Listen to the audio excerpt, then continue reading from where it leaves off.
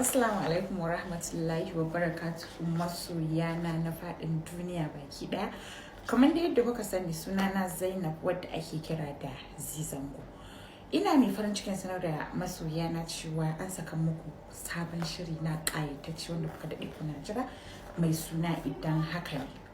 Idan haka ne muna saka shi duk ranar Talata da karfe 9 na dare akan YouTube channel ɗin Kada Online TV. Kada ka bari, kada ki bari a baku labari. Shin wannan karan da me nazo? Da wani hali nazo? Duk mai son ya san daga wani hali nazo?